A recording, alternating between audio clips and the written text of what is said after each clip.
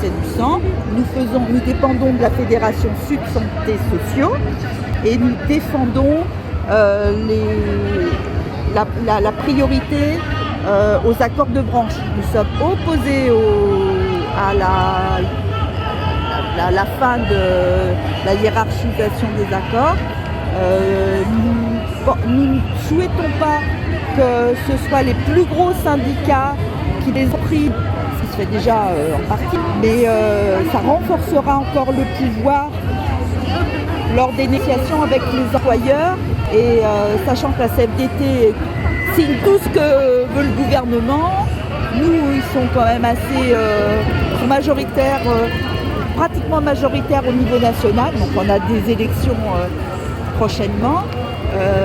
Et nous voulons défendre les droits acquis, et ne pas revenir en arrière.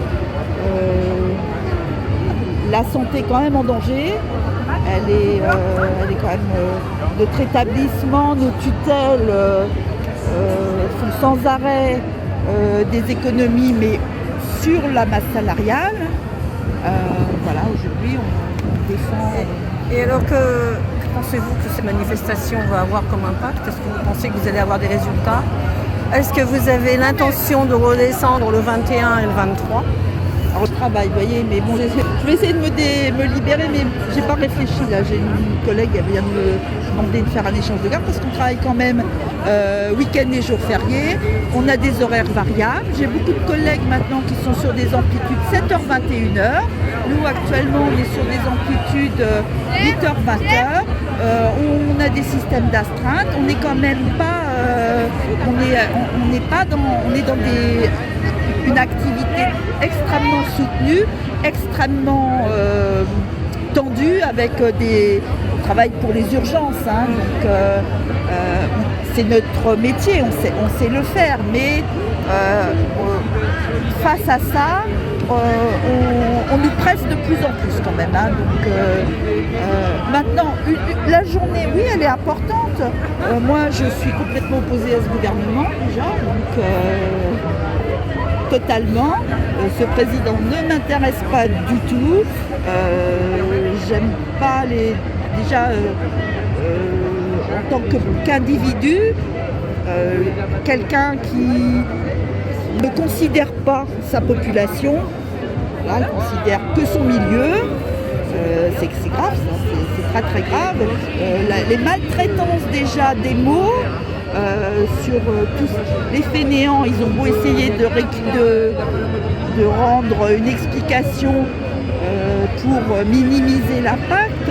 Moi, ça fait 41 ans que je suis en milieu hospitalier, donc il ne va pas me faire la leçon, hein, qui commence par faire 41 ans de travail. Après, il me parlera, ce monsieur. Hein, je ne pense pas qu'il en est là. Hein. Et vous pensez que les 3 manifestations qui vont avoir lieu entre maintenant et la fin du mois pourraient avoir un impact sur sa politique et éventuellement par la suite ça va réfléchir? Beaucoup de gens demandent sa démission. Qu'est-ce que vous en pensez? Moi sans problème. Hein. Alors là, sans problème. Hein. Dès demain, il n'y a pas de souci. Je ne le considère pas. Je ne l'apprécie pas. C'est une élection gagnée, mais de manière un peu truquée.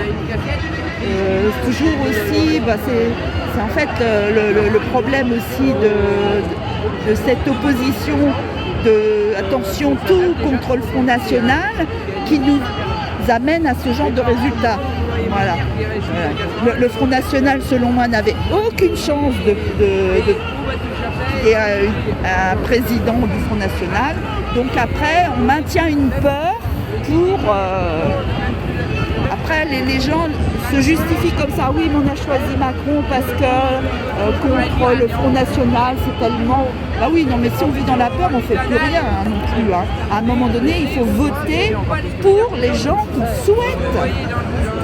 Après, on nous dit, bah oui, il a la majorité absolue, puis après, en fait, c'est un coup d'État presque, hein, parce que d'amener derrière lui une majorité de gens qui sont formés ou pas, qui doivent voter tout ce qu'il dit, Moi, je vois pas de démocratie là dans leur système. Et puis, je vois pas de bienveillance vis-à-vis de la population. Je ne crois pas ce qui c'est que les gens travaillent. Je ne crois pas. Quand ils disent on va créer des emplois, on sait très bien que ça n'en a pas créé les formules qui mettent en avant encore plus maintenant. Donc, non, par contre, ce qui est sûr, c'est que les gens vont perdre de leurs droits. Mais les droits acquis, c'est pas que. Il y a des choses qui peuvent être revues, les générations passent, les situations changent, mais par contre, on ne va pas mettre par terre ce que des générations avant nous ont défendu quand même. C'est notre responsabilité quand même de penser à tous ces gens avant nous. On n'est pas des gens un peu trop égoïstes actuellement de ne pas se déplacer. Même si c'est pas facile justement dans les milieux de travail, c'est difficile. Les gens sont très formatés, les temps sont très contraints et puis manque de... Les Français sont un petit peu frileux quoi. Mais dans les gens qui sont présents aujourd'hui place de la Bastille, j'ai rencontré des gens qui ne sont pas syndiqués. C'est bien, et qui viennent pour leurs convictions, bien sûr, pour défendre justement l'avenir des jeunes. Et les retraites, hein, par exemple. Beaucoup de retraités et des personnes handicapées. Il y a énormément de personnes en chaise roulante. Ah oui. J'en ai rencontré c'est incroyable. Pas mal. Bah, bien entendu, hein, la location, la hache, à l'heure actuelle, elle est à 800 €. Hein.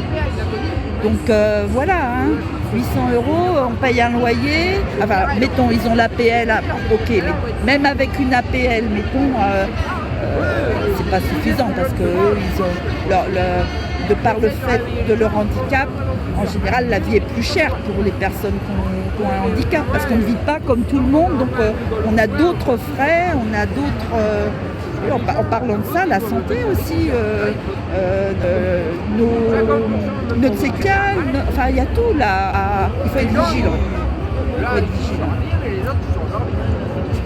Mais pour moi, c'est insupportable comment ce président nous parle. C'est hallucinant. J'ai eu mon bac scientifique en 1974. Je suis major de ma promo dans une école d'État de technicien en analyse médicale. Major de ma promo dans une école qui sélectionnait les gens déjà sur des bacs scientifiques avec mention. Je finis ma carrière à l'établissement français du sang avec un salaire, voilà la petite progression. Parce qu'on est devenu établissement de droit privé hein, quand même. On est un EPIC, un truc, voilà.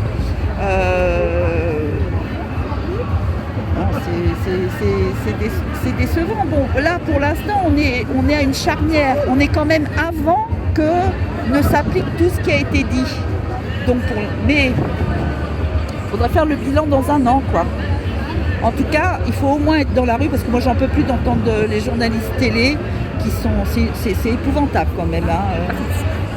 Non, c'est épouvantable quand même, les discours qu'ils peuvent tenir, la majorité. Les économistes aussi, les pseudo-débats aussi. Donc il y a tellement de faux qui sont relayés sur l'information quotidienne. Bah, moi je l'écoute, hein, moi j'écoute tout, hein, mais c'est un peu décevant, quoi.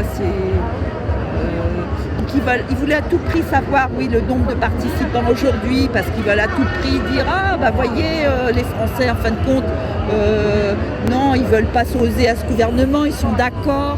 Donc, et ça permettrait de légitimer déjà la politique qu'ils veulent mettre en place. Ça permettrait de dire qu'on est des... nous, Sud, ils nous traitent d'extrémistes déjà. Donc, voilà.